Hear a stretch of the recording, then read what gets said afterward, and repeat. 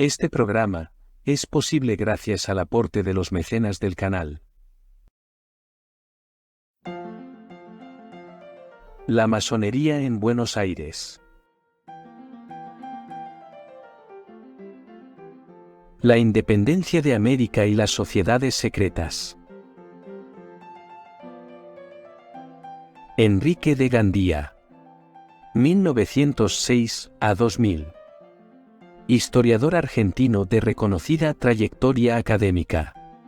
Autor de más de 100 libros y artículos, y fundador y miembro activo de numerosas instituciones de estudios históricos y sociales.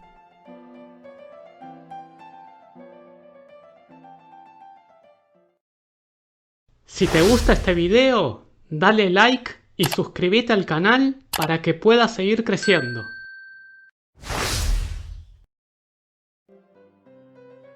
La masonería en Buenos Aires. San Martín encontró en Buenos Aires una masonería que parecía esperarlo. En nuestro libro dedicado a Mariano Moreno, Su pensamiento político, Buenos Aires, 1968, nos hemos ocupado de los orígenes de la masonería en la Argentina. El tema ha sido tratado por muchos autores, especialmente por Juan Canter, amigo de largos años. En nuestro Mariano Moreno, citamos la bibliografía existente. Poco se ha avanzado desde entonces. Algún artículo, alguna conferencia, generalmente consagrados a demostrar que la masonería de San Martín no era masonería.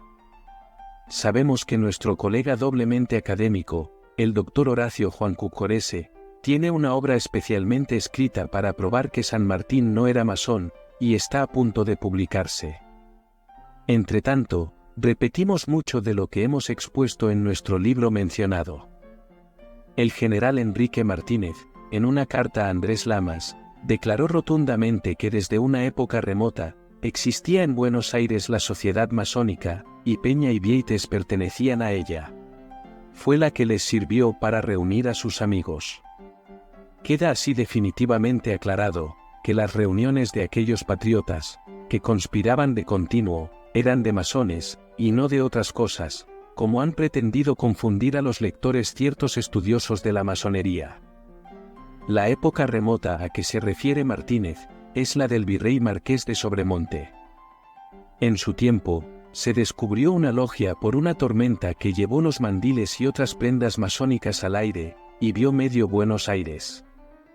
Con unos regalos a la virreina, todo quedó silenciado. Cuando llegaron los ingleses, en las dos invasiones de 1806 y 1807, muchos de sus integrantes eran masones, y se pusieron en contacto con criollos como Manuel Aniceto Padilla, que terminó, tiempo después, fusilado en Chile, y Saturnino Rodríguez Peña, ambos masones. Uno y otro, hicieron huir al general Beresford desde Luján. Cuando Rodríguez Peña y Padilla se refugiaron en Londres, recibieron una buena pensión por haber salvado a Beresford. El lazo era la masonería. Todo esto consta en las obras que refieren estos episodios, y nadie los discute. Si aparece algún negador, le será difícil probar lo contrario. El testimonio de Martínez es más amplio.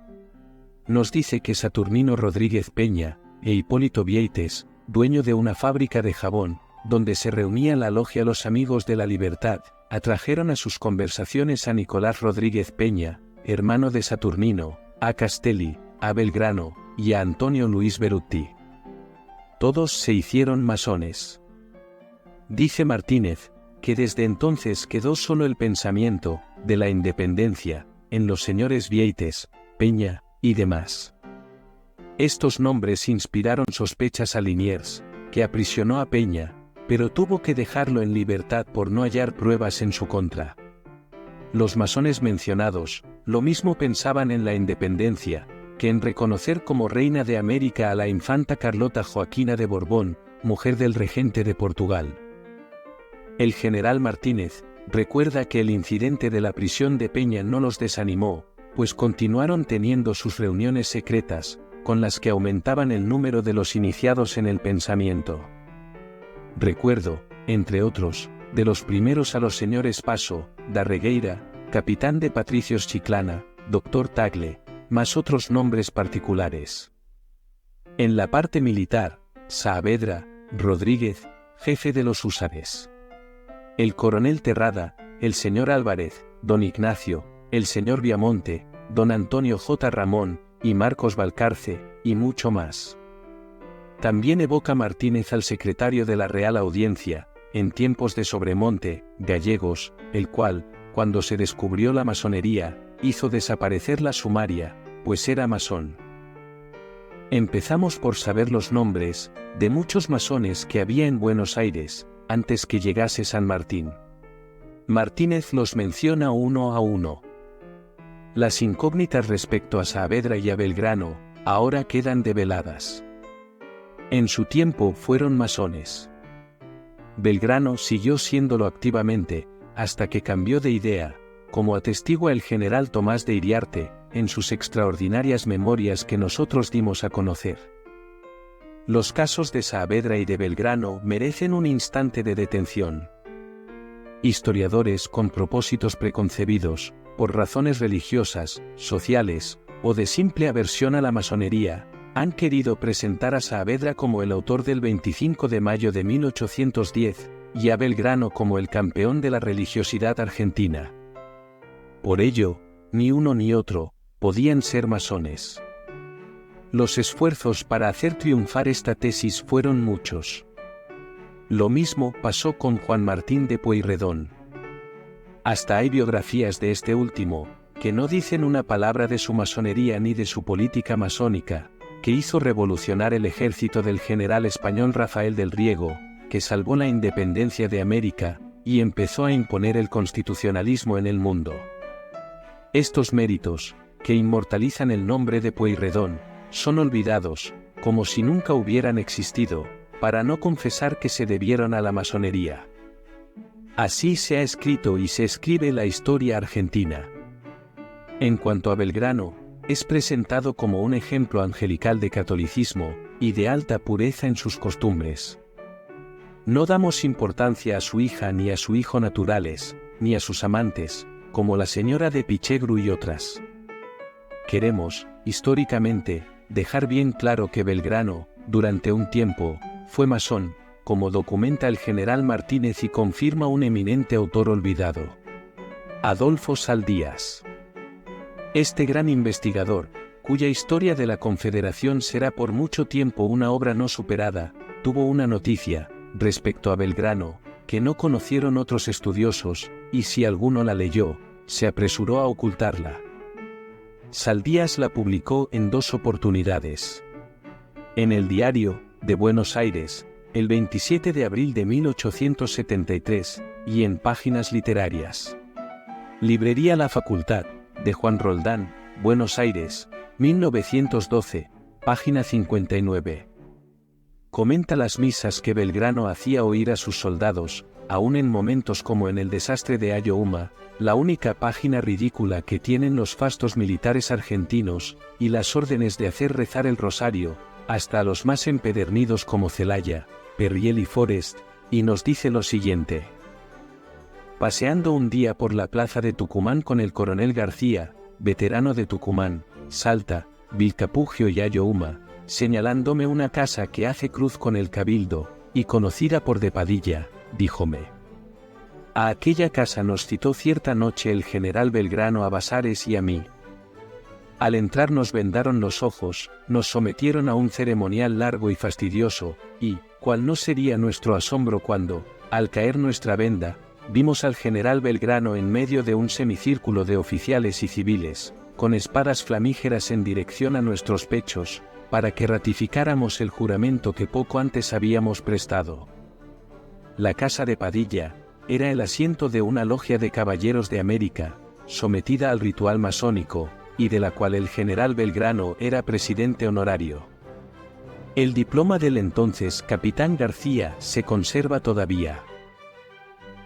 Cuando Iriarte se entrevistó con Belgrano, comprobó que había abandonado la masonería, o fingía no pertenecer a ella. Lo indudable es que Belgrano, en una época de su vida, fue masón. Un historiador honesto tiene que reconocer estas verdades. Los otros seguirán diciendo todo lo contrario. El general Martínez, en su luminoso informe a Andrés Lamas, le refiere cómo los masones de 1810 fueron evolucionando en sus propósitos políticos. Primero, fueron contrarios a los planes de Martín de Álzaga, de declarar la independencia del virreinato y convertirlo, como decía Lord Strangford, en una república democrática e incendiaria.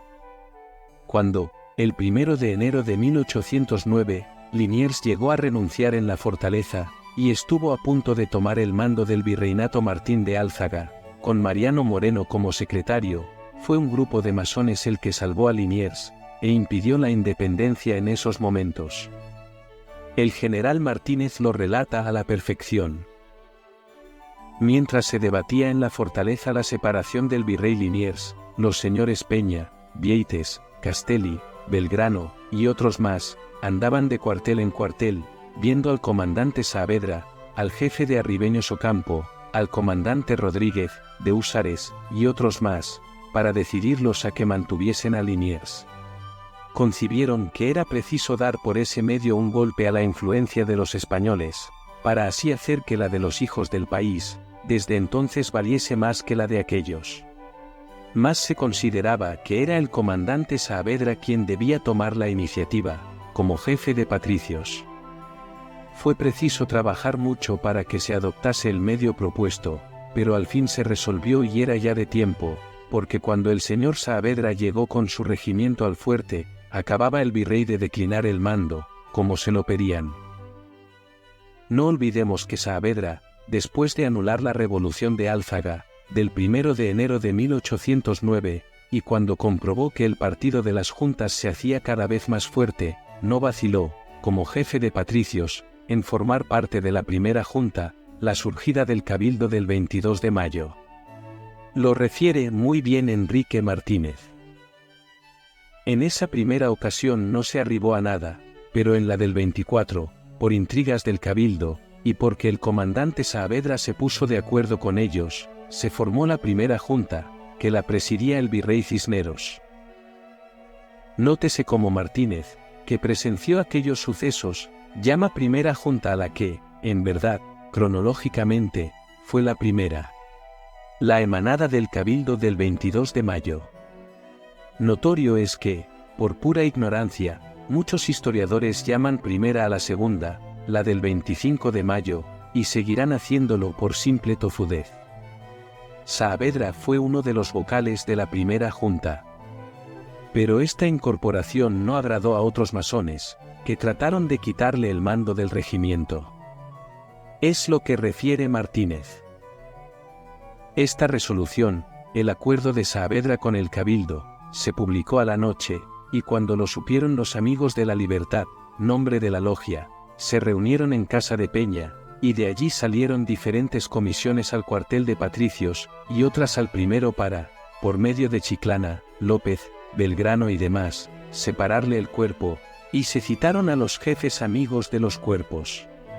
Hasta las 2 de la mañana duraron los trabajos, y se resolvió que, al amanecer, el pequeño pueblo, a quien se dio el título de Manolos, se presentase a la plaza y pidiese la anulación de lo hecho. Así se ejecutó, y a las 8 de la noche del día 25 salió el bando con hachones, y duró la publicación hasta las 11 de la noche, pero desde la tarde, la junta que presidía Saavedra quedó instalada, y los patriotas llenos de contento. Hemos analizado los días de mayo en otros libros nuestros. Hemos demostrado que el movimiento que derrocó a Cisneros, y puso a Saavedra en su lugar, se debió a los esfuerzos de Martín de Álzaga, como reveló Guillermo Pío White. Hay otros muchos pormenores que no corresponde tratar en este momento. Hablamos de la masonería como masonería, y no del 25 de mayo. Queda bien claro, con el testimonio invalorable del general Martínez, que vivió los acontecimientos, que la sociedad masónica existía desde muy antiguo en Buenos Aires, y que ella tuvo, en un principio, unos pocos miembros, que luego incorporaron a otros. Martínez llama a esta sociedad, los Amigos de la Libertad. La viuda de Vieites, cuando pidió una pensión, hizo valer el hecho de que, en la jabonería de su marido, se reunían los conspiradores, y que al lugar daban el nombre de el taller de los americanos que aspiraban a la libertad. A estos conspiradores, masones puros iniciados por los primeros que se encontraban en la casa de Rodríguez Peña, se refirió la Real Audiencia de Buenos Aires, en un informe del 7 de septiembre de 1810.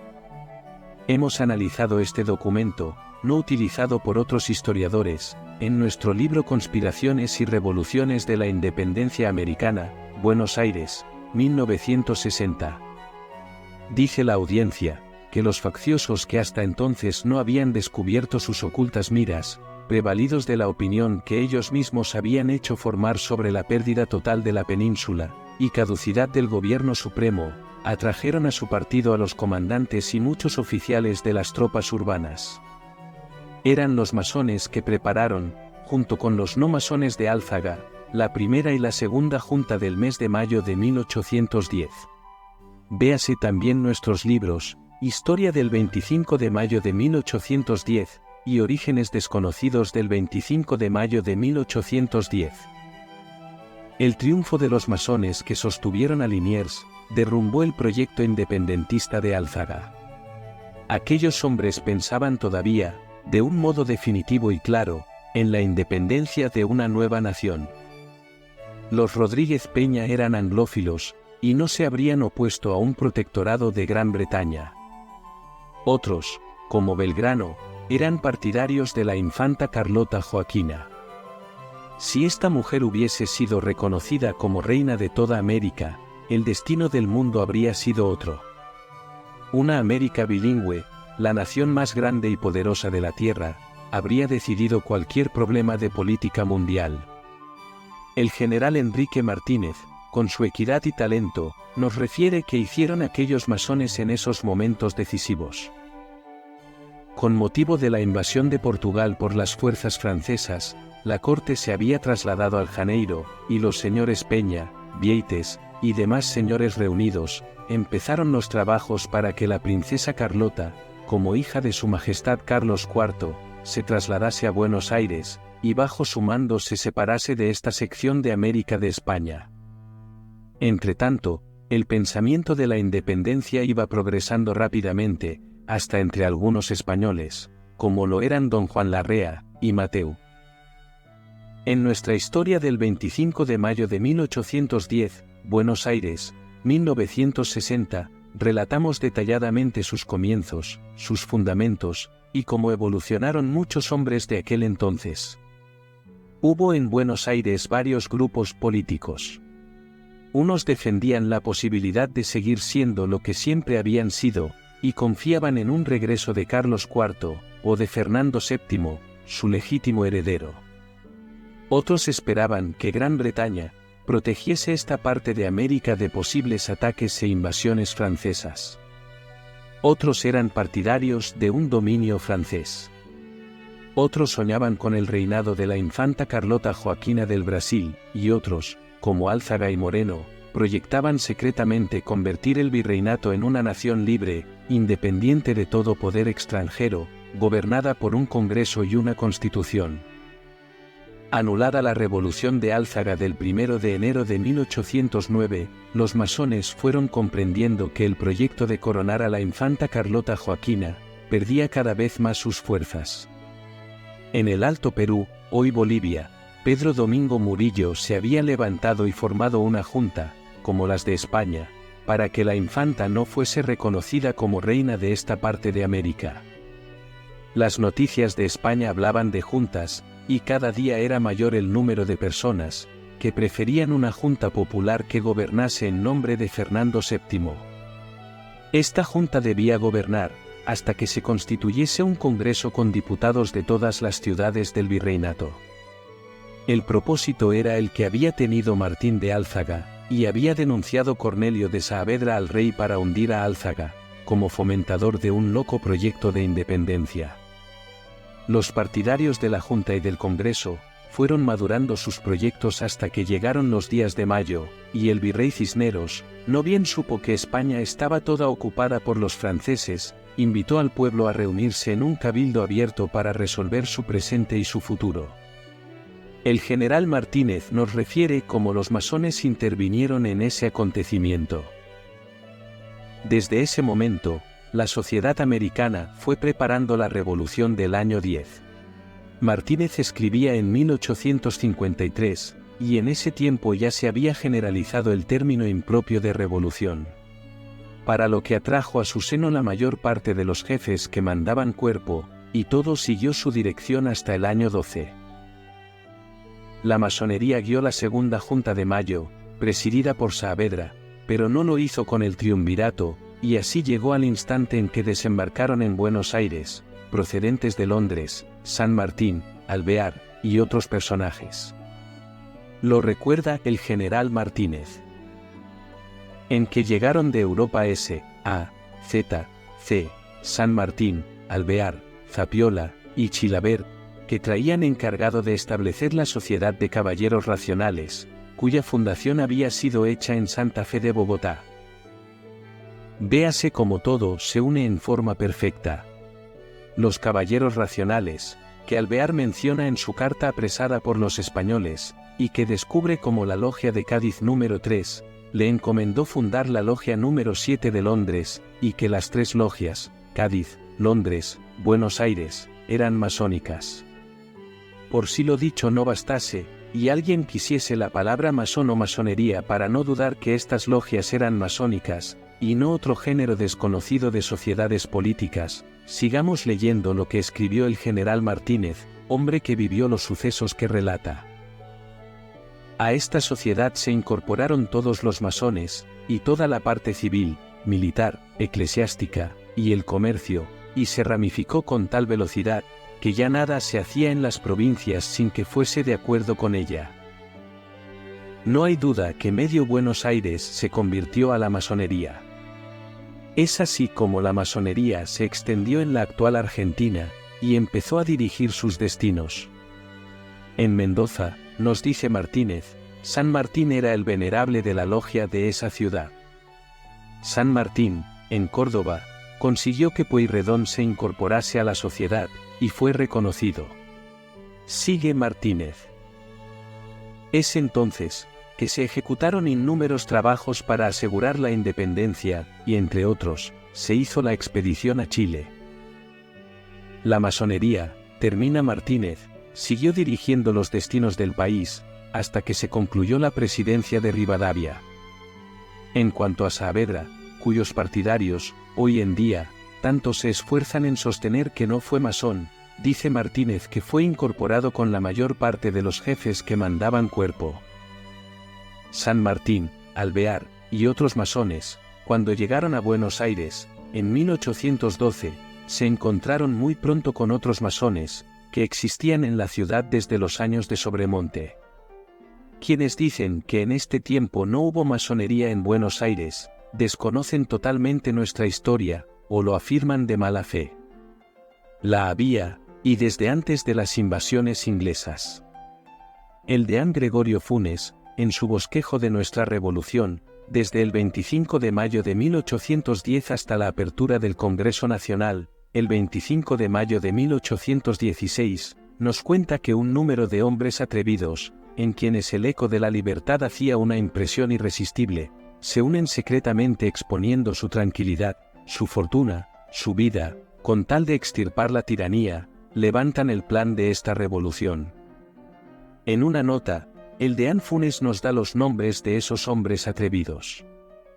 Eran Juan José Castelli, Manuel Belgrano, Feliciano Chiclana, Juan José Paso, Hipólito Vieites, Nicolás Peña, José da Regueira, Francisco Paso, Florencio Terrada, Martín Thompson, Ramón Vieites, Juan Ramón Valcarce, Antonio Luis Beruti, Martín Rodríguez, Agustín Donado, y Matías Irigoyen. Los masones mencionados por Martínez y algunos otros. Belgrano aparece como masón, y entre masones.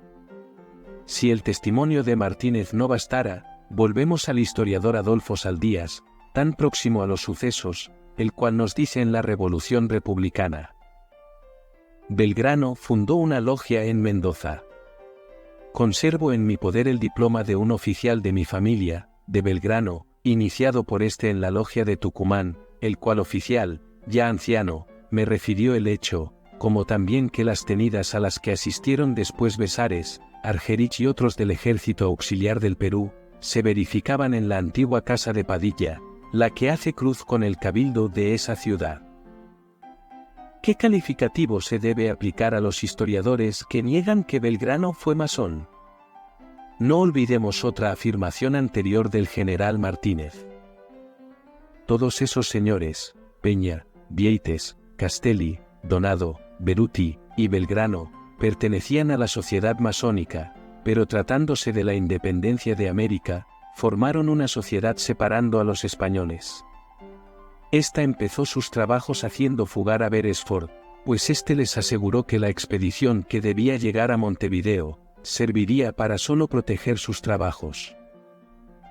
Hoy nadie admite que Gran Bretaña quiso fomentar la independencia de esta parte de América. Lo que pretendió fue conquistar la América española, para compensar la pérdida de la del norte. Los triunfos argentinos impidieron un cambio inmenso en la historia del mundo. La masonería de Alvear no se discute. Son demasiados los testimonios que la prueban. Un historiador, amigo y colega nuestro, no pudiendo negarla, y no sabiendo cómo separar a San Martín y a Alvear en sus actividades masónicas, inventó la definición de que Alvear era masón, y San Martín logista.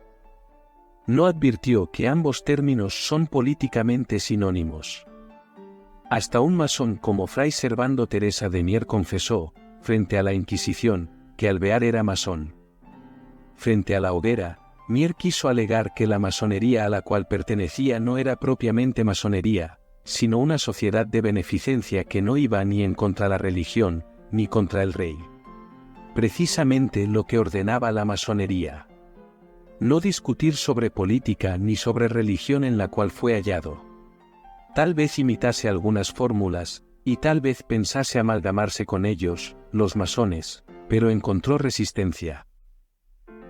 Alfredo G. Villegas ha estudiado muy bien este particular, en su libro San Martín en España, obra distinguida por la Academia Nacional de la Historia con el Premio República Argentina 1975, Buenos Aires, 1976. Villegas reconoce que San Martín fue francmasón, como hijo de su siglo, pero eso no nos indica como enemigo de la fe católica. Aún en el caso de serlo, cayendo fuera del seno de la Iglesia por excomunión, continúa católico, aunque no cumplidor ni bueno, quien desea en el fondo del alma continuar siéndolo. Página 81. Fray Servando Teresa de Mier declaró que la independencia buscada en América tenía por fin salvar el nuevo mundo de la dominación francesa. La masonería que encontró San Martín en Buenos Aires tenía, como hemos visto, viejos orígenes. Tal vez date del año 1795. Sabido es que fue condenada por el Papa Clemente XII en el año 1738, en su encíclica In Eminenti Apostolatus Specula. La condenación fue repetida por otros 7 papas. El rey de España la había prohibido el 2 de julio de 1751. En 1808, la Real Imprenta de los Niños Expósitos publicó un folleto que contenía 3 cartas en contra de los masones. Lo dio a conocer José María Gutiérrez en la Revista de Buenos Aires. Ignacio Núñez, en sus recuerdos, creía que las logias masónicas habían aparecido en Buenos Aires durante las invasiones inglesas. En el barrio de las Catalinas, el portugués Juan de Silva Cordeiro fundó la logia San Juan de Jerusalén. Es la que se descubrió en 1804, y el virrey Sobremonte silenció, por un buen regalo que se hizo a la virreina. Juan María Gutiérrez publicó estos hechos. Francisco Grilló, en sus Episodios Patrios, reveló una comunicación de la Gran Logia de Versalles, de 1795, a la Logia Independencia, de Buenos Aires. Juan Canter dudó de la existencia de esta logia. Nosotros creemos que existió, porque el coronel inglés Santiago Florencio Burke, conocido masón, cuenta que, Cuando se fue de Buenos Aires, en 1809, fueron a despedirlo un número de las principales personas del lugar, mis viejos amigos de Independencia. Es indudable que se refiere a una logia masónica llamada Independencia. El académico y amigo, José María Mariluz Urquijo, en su excelente estudio sobre el virreinato del Río de la Plata en la época del Marqués de Avilés, 1799 a 1801, Buenos Aires, 1964, recuerda que en 1795, vivía el portugués que fundó la logia San Juan de Jerusalén de la Felicidad, y se secuestraron 2 cartas francmasónicas a Alejandro y Agustín Duclos Guyot. En una nota que envió Duclos, pone 3 puntos en sus rúbricas. En cuanto a la llamada Sociedad de los Siete, que Canter creyó imaginaria, es posible que haya existido como un grupo masónico. El Deán Funes y Antonio Cini hablan de una sociedad con 9 miembros. Matías Irigoyen, Castelli, Chiclana, Donado, Paso, Nicolás Rodríguez Peña, Vieites, Belgrano y Antonio Luis Berutti. Sabido es que todos ellos eran masones. El nonagenario Matías Zapiola hizo saber al general Mitre que, en la logia de Buenos Aires, actuaban Saavedra y Belgrano. Alvear era el venerable. Agrega Zapiola que, además de esta logia, había otra masónica, que presidía Julián Álvarez. La calificación de masónica que Zapiola da a esta logia, hace suponer que esta lo era, y la otra no. Afortunadamente, el general Tomás de Iriarte, excelente masón, nos aclara que las 2 eran masónicas, y que una se consideraba más importante que la otra. San Martín conoció a los masones que existían en Buenos Aires, pero no hay pruebas que se haya unido a ellos. Prefirió, con Alvear, fundar una logia que podía juzgarse una filial de la de Cádiz, por llamarse también de Caballeros Racionales. No obstante, tomó el nombre de Lautaro. La logia de Cádiz databa del año 1802, o antes. Lo dice Bernardo O'Higgins en una carta a Rivadavia, fechada en Lima el 19 de septiembre de 1825. Le dice: en los años 1806 y 1809, fui miembro activo de cierto selecto grupo, formado primeramente en Cádiz en el año 1802, cuyo fin era liberar, no solo a Chile, de aquel odioso yugo español, convirtiéndolo en Estado independiente, sino también cooperar con Buenos Aires en el logro de ideales afines. Escapé de los calabozos de la Inquisición, porque al intendente español Alava le faltó coraje para prenderme. Pero desplegó más valor contra mis bienes. Academia Chilena de la Historia, archivo de don Bernardo O'Higgins, Santiago de Chile, 1980, tomo 31, compilación de Luis Valencia Avaria, página 139. La logia de Cádiz tenía, por tanto, los mismos fines que la que Alvear y San Martín crearon en Buenos Aires. Lo dice también Claudio Gay, bien informado por O'Higgins, y citado por Sergio Villalobos R. en Tradición y Reforma en 1810, Santiago de Chile, 1961. Escribía a menudo a Buenos Aires, donde se había formado un gran club con bastante semejanza a la de Cádiz. No hay dudas, que las logias de Cádiz y de Buenos Aires eran masónicas. Una y otra se llamaban de los Caballeros Racionales. Un enemigo de la masonería, como el teniente coronel Nicolás de Bedia, en 1841, recordaba que las divisiones que existían entre San Martín, Zarratea, Rondó, Alvear, Posadas y otros, tenían como causa sus diferentes opiniones. Nos dice: yo conocía el error de estos hombres, mas me faltaba el arte de amoldarme a sus designios, y a esto se añadía que el ser montevideano y ser demasiado íntegro, eran cualidades que me alejaban de lo que ellos llamaban sociedad masónica, y que yo tildaba de locos. Yo no era disimulado, porque mi falta de arte me hacía creer que esto es indigno de un caballero. Hablaba sin rebozo, criticaba sin cordura, y me hacía aborrecible de la farsa masónica. Bedia y Martínez coinciden en que aquella masonería era masonería y no una sociedad no masónica. ¿Qué más quieren los discutidores, que insisten en que la masonería no era masonería? San Martín se negó, toda su vida, a dar explicaciones sobre la sociedad secreta a la cual había pertenecido. ¿Por qué lo hizo si no era masónica?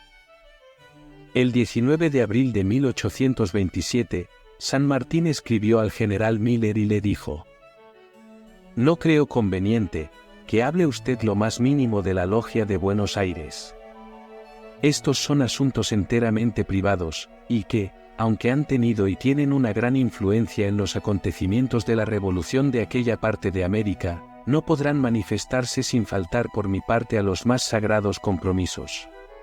Biblioteca de Mayo, tomo 17, página 15634. ¿Quién no ve en este empeño de San Martín de conservar un secreto hasta la muerte, un espíritu esencialmente masónico? El general Miller no ignoraba qué era la masonería, y en sus memorias escribió: «Un club llamado La Logia, de origen español, se ha introducido con el objeto ostensible de promover la emancipación de la América española». La logia fue gradualmente monopolizando, de un modo secreto, el nombramiento de los principales destinos civiles y militares. También se arrogó la facultad de elegir secretamente los comandantes de los cuerpos, o de ratificar los nombramientos hechos, y disputaban a los generales en jefe del derecho de removerlos, sin previo consentimiento del club. Los individuos que lo componían tomaron sobre sí influir, si es que no dirigían, las operaciones militares. Si el general Belgrano hubiese tenido menos deferencia a los planes de aquella caterva de hombres engañosos, e incapaces de dirigir más que intrigas, habría marchado al Alto Perú, en vez de esperar en Tucumán, donde vio desaparecer, por la deserción, un ejército que constaba de 4000 hombres de buenas tropas. El resultado de la ciega obediencia a la logia de aquel general, fue el que le prendieran sus propios soldados. Memorias del general Guillermo Miller, Madrid, 1915, tomo 1, páginas 237 a 238. Otra prueba de que Belgrano estaba manejado por la masonería, y que él, por tanto, era masón. La masonería era poderosa en Buenos Aires, y tenía los hilos de todos los movimientos de esta parte de América. Más tarde se formó otra masonería en Chile, que fue detestada por la de Buenos Aires. Sabido es que las revoluciones de enero de 1820 estuvieron en contra del directorio, o sea, de la Logia Lautaro. José Miguel Carrera, en una carta a su hermana Javiera, le dijo: «Sírvate esto de gobierno, para ser menos que franca o muy reservada en Lezica, que, siendo de la Gran Logia, no puede menos que hablarlo todo con sus socios». Joaquín Pérez, San Martín, y José Miguel Carrera, La Plata, 1954, página 236. Nuestro amigo Lapas consultó el archivo de Julián Álvarez existente en Montevideo, y afirma que la Logia de Buenos Aires, fundada por San Martín y otros, fue presidida por Alvear, y contaba con San Martín, Zapiola, Chilavert, Honberg, Belgrano, Terrada, Zufiategui, Moldes, Mateu, Iturribaría, R. Larrea, Pinto, y Julián Álvarez. Lapas también hizo conocer un libro del franciscano Antonio Díaz, publicado en Río de Janeiro en 1825, que se titula Defensa de la religión católica. De su autor, en la portada, se lee: «Desterrado de los dominios españoles el año 22, por José de San Martín, Monteagudo, y otros enemigos del catolicismo.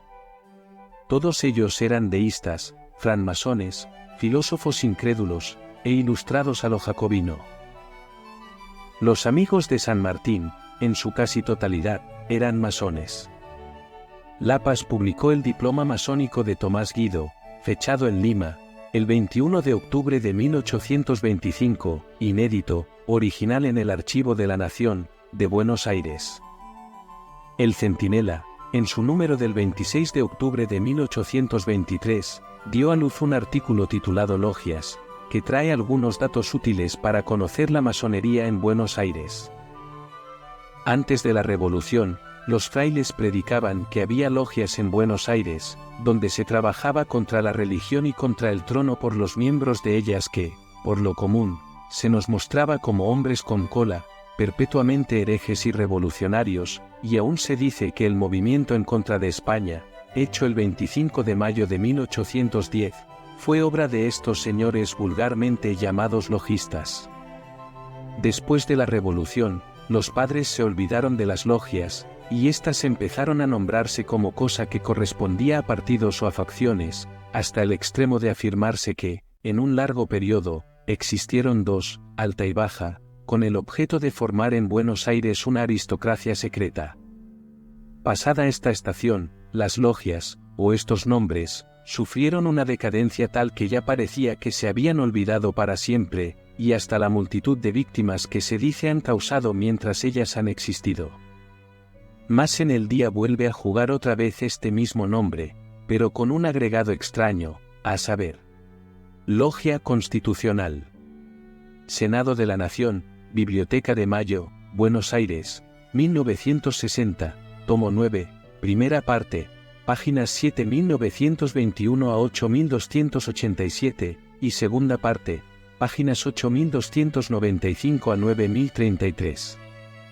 Alvear, en un documento que le es atribuido, y que se publicó en Montevideo, dijo que iba a revelar el misterio de cómo existía en Buenos Aires, una gran sociedad o reunión de hombres de influjo y autoridad que, bajo el pretexto de conservar el orden, han usurpado la soberanía y el ejército de los poderes supremos de la nación.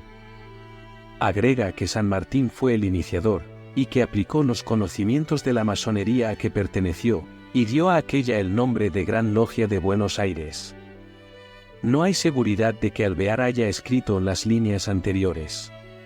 Ellas son de su época, y solo sirven para confirmar la existencia de una auténtica masonería, y el convencimiento de que San Martín era masón. Un autor decididamente olvidado, por los sostenedores de la teoría que no quiere reconocer a San Martín como masón, es el doctor Vicente Fidel López, historiador ilustre, autor de obras imperecederas en nuestra historiografía. López supo muy bien, por las confidencias de su padre, como el autor del himno fue iniciado en la masonería, y como vivió como masón. Era la masonería en la cual había estado San Martín. Pero los autores a los cuales nos referimos, tienen sumo cuidado de no mencionar a Vicente Fidel López, a Enrique Martínez, a Tomás de Iriarte, a Nicolás de Bedia, y a los testimonios documentales que hemos traído en estas páginas. Estamos en una polémica que no es un debate de historiadores serios y sinceros, sino un juego de trampas expuestas, con gran habilidad, por discutidores profesionales. El testimonio concluyente de Tomás de Iriarte, que fue iniciado en el mar, en un barco de guerra español, y fue toda su vida un activo masón, era ignorado hasta que dimos a luz sus monumentales memorias. Cuando aparecieron, gracias a la generosidad del señor Arcadio Fastetti, que las editó en su casi totalidad, los dos últimos tomos fueron publicados por el señor Luis Iriarte Udaondo, causaron una fuerte impresión. Las utilizó, con justos elogios, Augusto Barcia Trelles, historiador español eminentísimo, amigo del alma, que la muerte se llevó al silencio. Pero los otros, los discutidores científicos, no las citaron nunca, y menos reconocieron la innegable trascendencia de nuestro aporte, de 12 tomos de páginas totalmente desconocidas. Esperamos que los polemistas de buena fe, acepten esta polémica o debate histórico, para bien de nuestros estudios históricos, no solo argentinos, sino americanos. Lo indudable es que la masonería no solo fue de San Martín, sino de gran parte del pueblo americano. La logia Lautaro se debilitó hasta morir, por las desavenencias de los masones sanmartinianos y los masones alvearistas. Mitre ha descrito estos sucesos. El padre Pedro Grenón, otro amigo inolvidable, publicó en Historia, dirigida por el doctor Alejandro Raúl Molina, octubre-diciembre de 1960, un artículo titulado Episodios de la lucha interna, en el cual trae un documento de 1817, que describe las costumbres de las jóvenes de la villa cordobesa de Río Cuarto. El comandante José Eugenio Flores, denuncia que las jóvenes emponzoñadas con la seducción europea, todavía se presentan públicamente con el ridículo distintivo, a imitación de las cofradías francmasónicas, llevando el pelo a la derecha. Esas señoritas, se autodenominaban francmasonas o bodas. En La Habana, cuando se supo el triunfo de la revolución de Rafael del Riego, se hicieron grandes festejos el 18 de abril de 1820. En la calle de la Muralla, donde pasó el desfile, abundaban las figuras alegóricas de triángulos, escuadras, y otros utensilios de la albañilería, o sea, de la masonería. En el Brasil, la masonería databa desde antiguo y estaba dividida en dos órdenes: la azul y la roja. Había dos grandes logias, una en San Pablo, y otra en Río de Janeiro. La azul aspiraba a conservar la unidad de la monarquía portuguesa. La roja quería convertir en una república cada provincia del Brasil. La masonería era algo común y corriente en Buenos Aires. San Martín se encontró a cada paso con masones, y no le fue difícil, a él y a Alvear, echar las bases de la logia Lautaro, bien masónica. Precisamente en el año 1812, en que llegaron a Buenos Aires, San Martín, Alvear y sus amigos, la masonería andaba suelta por las calles. Lo dice, el 13 de noviembre de 1812, en Río de Janeiro, Tomás Antonio de Villanueva, Portugal, en un informe al conde de las Galbeas. Habla de un conocido que le había hecho llegar un panfleto, y dice: «No puedo comprometer el nombre y el secreto de un hombre honrado en esta materia, pues se trata con masones y revolucionarios, de los cuales nadie quiere ser víctima». Da cuenta de que circulaban muchos papeles manuscritos, y agrega: «Y otras proclamas más, que aún no conozco, que de los catecismos habrá más de 20 copias. Que andan convenciendo a la gente para que los copien y guarden, sirviendo para esto los sectarios de la masonería». Los masones eran quienes más movían la política de esos momentos. Faltaban 4 años para que se declarase la independencia. Estaban en contra del triunvirato, que terminaron por derribar San Martín, Alvear, Monteagudo, y otros. Todos masones. Hacían la historia argentina. Poco después hicieron la historia de América.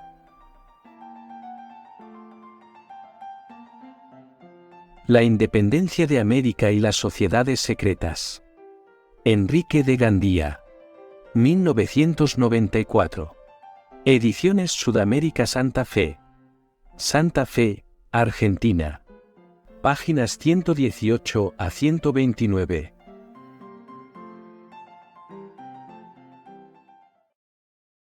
Si te gustó el video, dale like, suscríbete al canal y activa todas las notificaciones para que puedas seguir descubriendo los secretos de la masonería.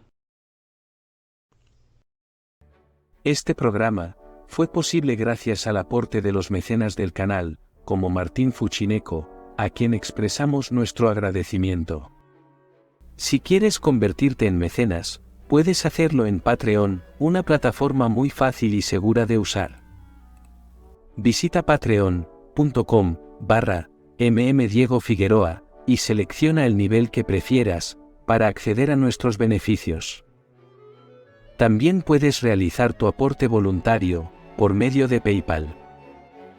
O adquirir el libro El viaje iniciático masónico, muerte y resurrección, del escritor argentino Diego Figueroa. Una nueva interpretación de la masonería, que revelará el secreto iniciático que se oculta detrás de sus símbolos y rituales. Disponible en Amazon.